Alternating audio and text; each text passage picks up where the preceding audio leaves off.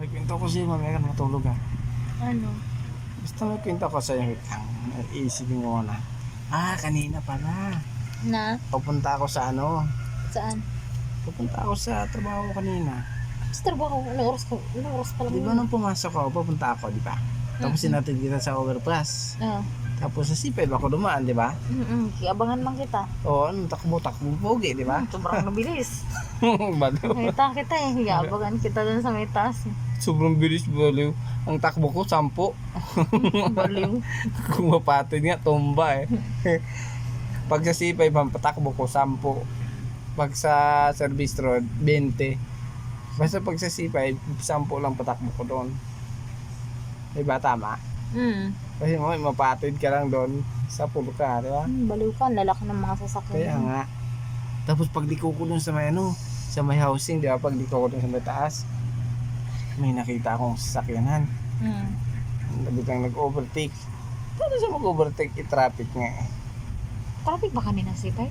Traffic sa speed kanina. Hindi. Traffic kanina.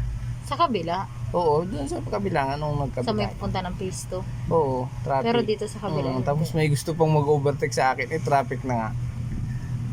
Eh, Loko. bakit ikaw lagi naman nag-overtake ka? Hindi nga, siyempre muna ako kasi nakamotor ako yung sasakyan mag-overtake. Tama ba yan? Siyempre hindi. Tapos pagdating ko sa Vista, nakarating na ako. Umayos ka. Tapos nakarating na pala ako sa Vista. Itong kinig ko muna. Nakarating na ako ng Vista. Tapos pagdating ko doon, tinabunan ko muna yung brum-brum ko kasi mainit eh.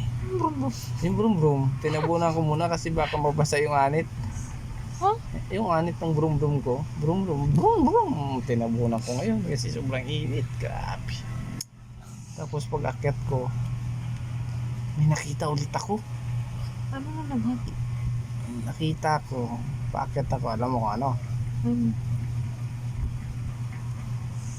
Yun lang, nakalimutan ko kung ano yung nakita ko.